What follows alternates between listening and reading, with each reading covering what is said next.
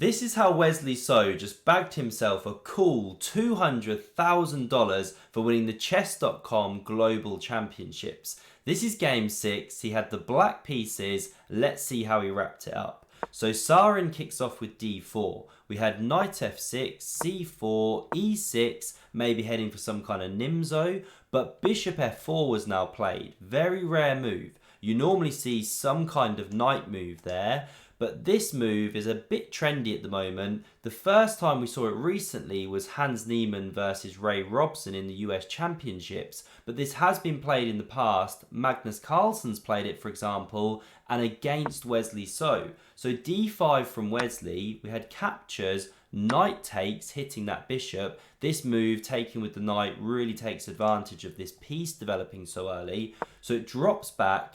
Now c5 from black, and now e4 from white. So white stakes this claim in the centre early doors, but when the knight drops back, you've got problems now holding on to these pawns. So Nihal goes knight to d2. This is the tried and tested way to play. This is the way that Magnus Carlsen played, for example, against Wesley So in 2021.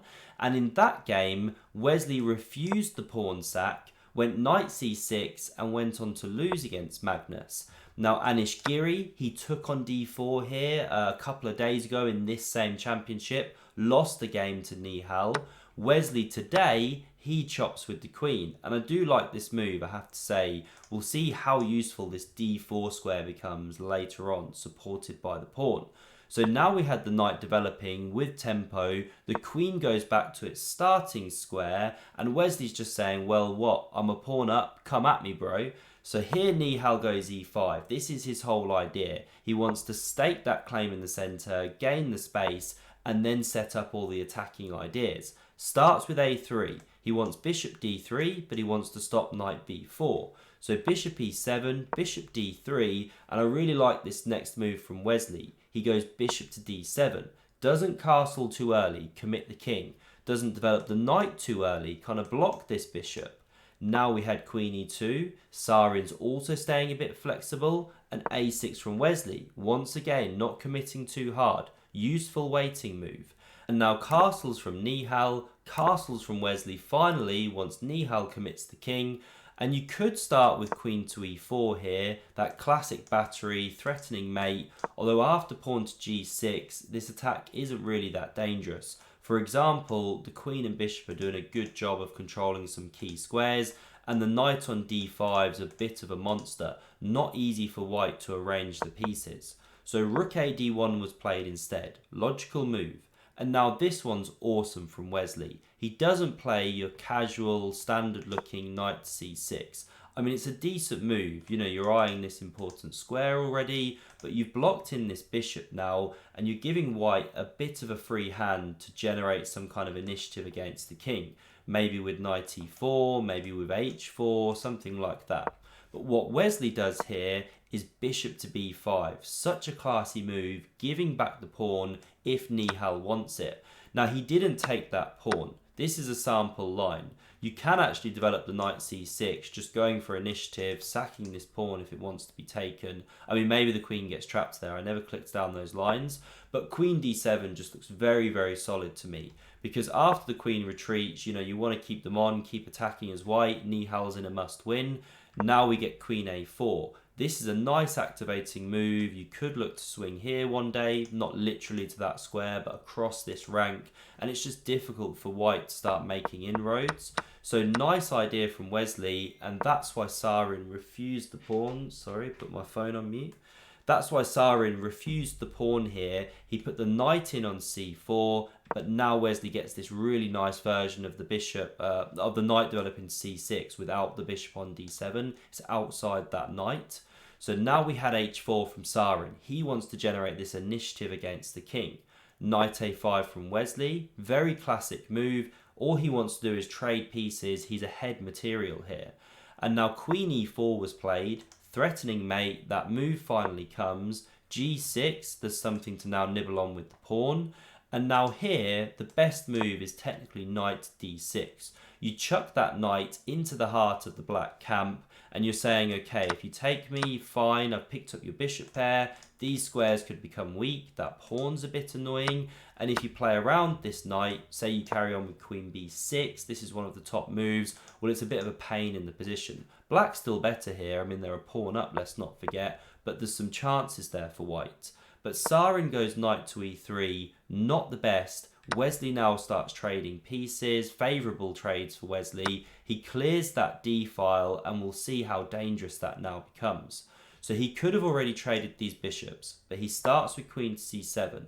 Now knight d2 from Sarin. Very logical. You want to come to e4 and then pivot into one of these weakened squares. We had the bishop traded here, queen recaptures, the rook came to the d file, queen e3, and now you can go rook d4 already here. Great move, pivoting from that square. But Wesley instead starts with knight to c6. Another classic positional move, bringing that knight back from the edge of the board, reactivating it. Knight e4 from Sarin. Now this knight hits d4. And it's just an absolute monster on that square, because it also has these ideas to come back to f5, just then keeping the king side so secure here. And that's why now knight f6 check was played. Wesley stepped up with the king. He says, okay, what's your next move? How are you actually going to break through? And there is now a threat to go knight to f5. Maybe then you'd take the bishop, although you really kind of want to keep that knight on f5. It's such a good defensive piece. But either way, Sarin wanted to keep that dark squared bishop on the board, and also by playing this move bishop to f4, which he plays, after knight f5 comes, he's freed up the third rank so he can laterally move his queen like this. Now this looks pretty scary. I mean, I'd be kind of quaking here if I was facing this as black. But Wesley's just such a classy player. Now he goes king to h8. Really great move. You can actually go pawn h5 here as well, by the way, just to show you. Normally pushing pawns in front of your king just looks horrendous. You're just opening the position against your own king. But after this one, well, you can trade rooks. Then you can actually take on g4. There are other moves too.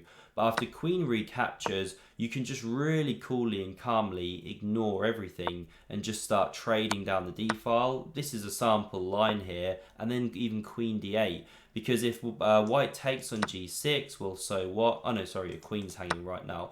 But after the queen moves, say it comes back to g4, this is the main line I was looking at. Well, now how does white actually proceed with the attack? Because here, black can actually just win a pawn. Again, the king's rock solid. If h6, the knight covers. So this is the problem with the whole white attack. It's just not actually working out. You don't have enough kind of pieces and squares to truly generate something. But king h8 by Wesley, he doesn't even go pawn to h5. He wants to keep a lid on it. Now knight e4 back. And this is important to point out, sorry. So when the king stepped back, now if the bishop takes, pawn recaptures, you're no longer recapturing with check. That's key. So now if you kick on with pawn h5, black can take the knight, pawn recaptures, not with check, and now you pick up this undefended bishop. This is the tactical problem.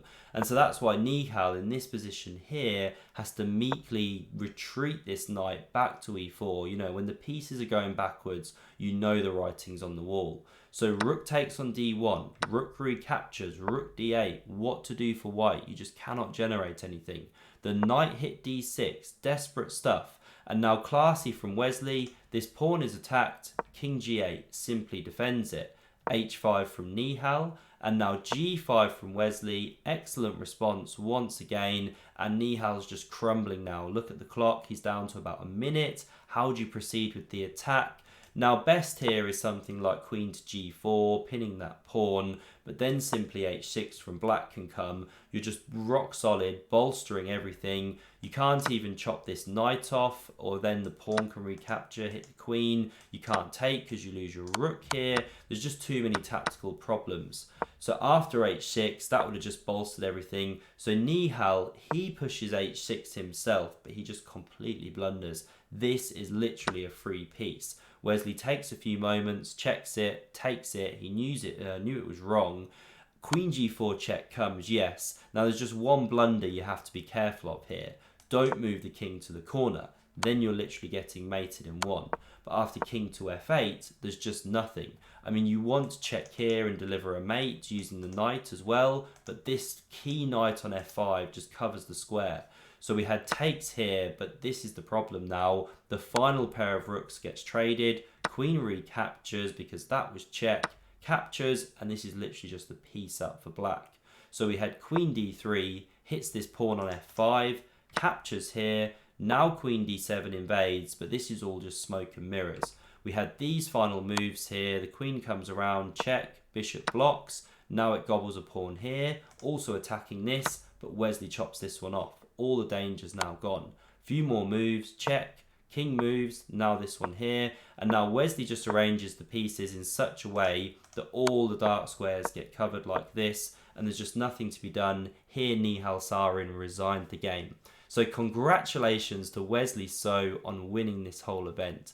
Excellent chess, all tournament, well deserved. If you want to see part 2 of my amazing documentary series covering the whole Hans Niemann Magnus Carlsen scandal, then check out the video on screen. Do hit that thumbs up, subscribe if you haven't already, and thanks very much for watching. See you soon.